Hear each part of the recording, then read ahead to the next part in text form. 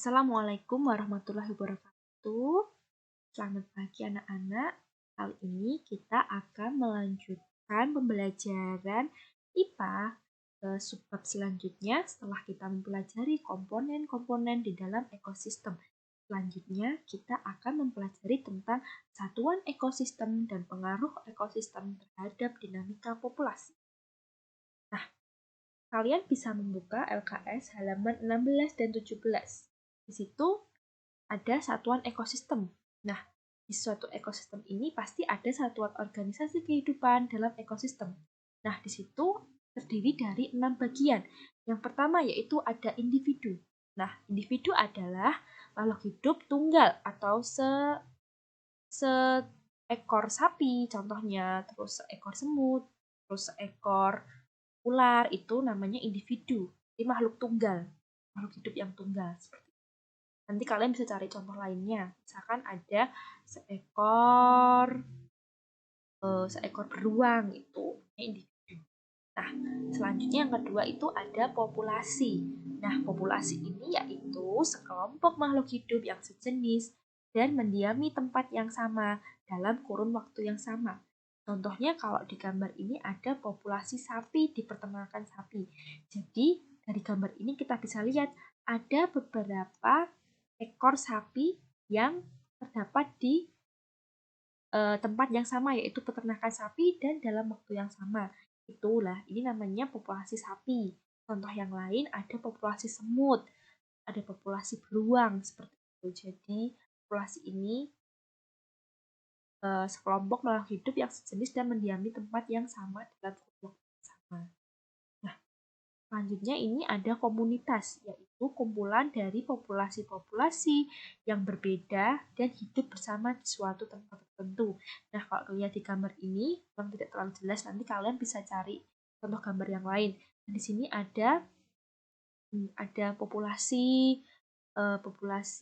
kerbau hutan misal, ada populasi zebra, ada populasi banteng. Nah, mereka hidup dalam suatu tempat, tapi di satu tempat ini mereka terdiri dari beberapa populasi yang berbeda, beberapa kelompok atau sekumpulan hewan-hewan yang berbeda. Tuh, paham ya? Lalu selanjutnya ada ekosistem. Nah, kemarin kan sudah kita bahas sering ya. Ekosistem yaitu interaksi atau hubungan timbal balik antara makhluk hidup dengan lingkungannya.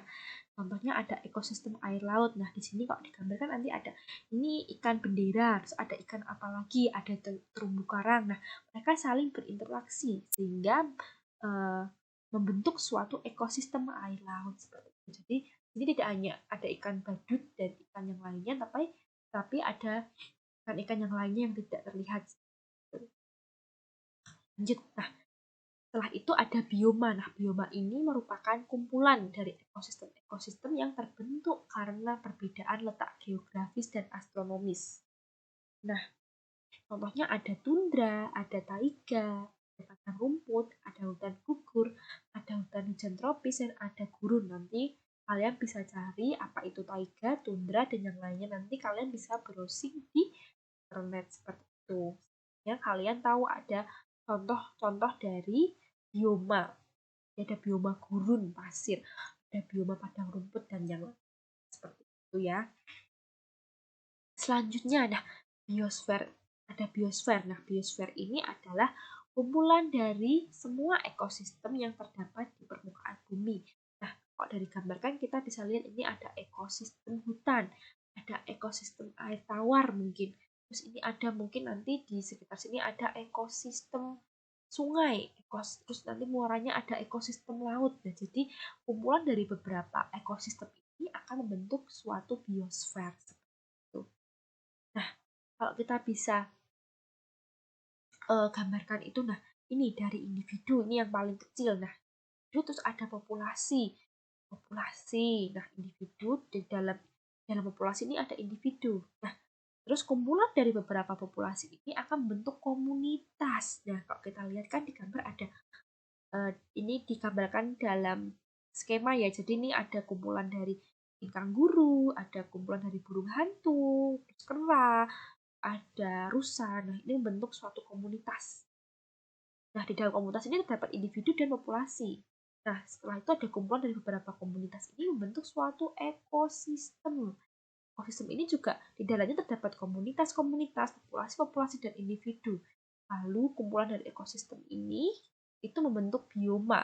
Nah, itu ada biosfer. Jadi kalian bisa dipahami ya seperti ini dari individu, populasi, terus komunitas, ekosistem, bioma, dan paham ya.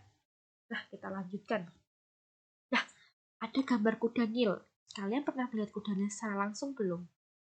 Misalkan ketika kalian pergi ke kebun binatang, pernah melihat kuda Nil? Kalau pernah, nih, ibu berikan fakta yang menarik mengenai kuda Nil. Nah, kuda Nil ini dia tuh suka berkelahi.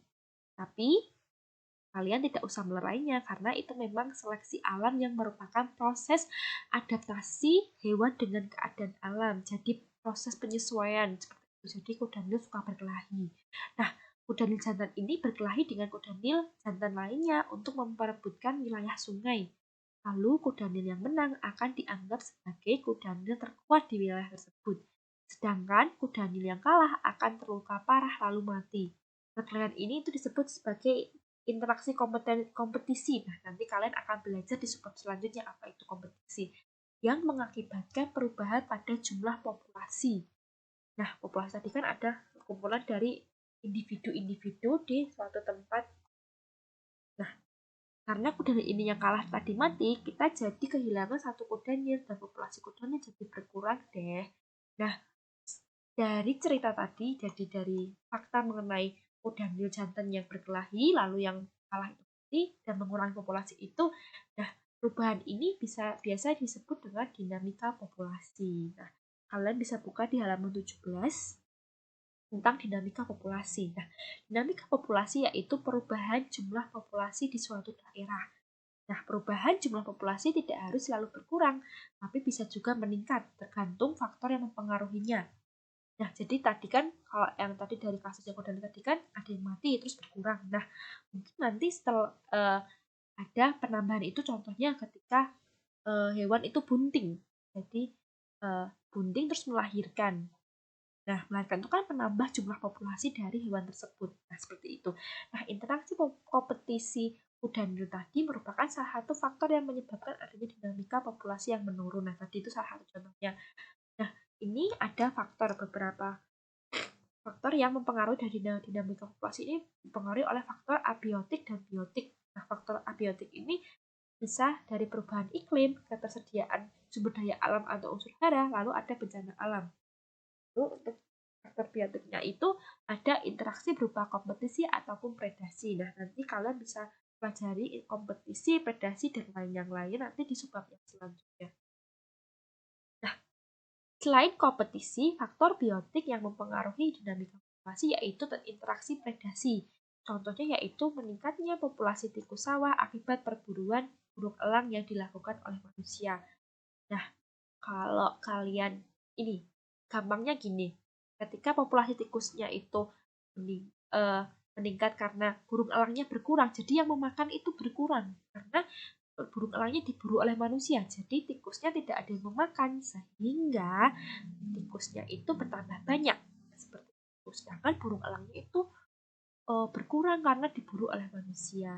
Nah, pada rantai makanan, elang sebagai konsumen 2 memakan tikus sebagai konsumen 1. Jika manusia berburu burung elang, maka burung elang yang akan memakan tikus jumlahnya berkurang dong. Hal itu akan membuat populasi tikus di sawah menjadi meningkat. Nah, ini gambar untuk hiburannya. Petani shock melihat populasi tikus meningkat.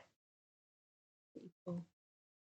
Nah, pengaruh ekosistem terhadap kepadatan populasi. Karena jumlah organisme di suatu tempat lain berbeda-beda, maka tingkat kepadatan populasi pun berbeda-beda juga. Kepadatan populasi adalah jumlah individu makhluk hidup sejenis per satuan luas tempat yang dihuni pada waktu itu. Secara sistematis, kalian bisa dirumuskan seperti ini. Kepadatan populasi sama dengan jumlah individu sejenis dibagi satuan luas daerah tertentu.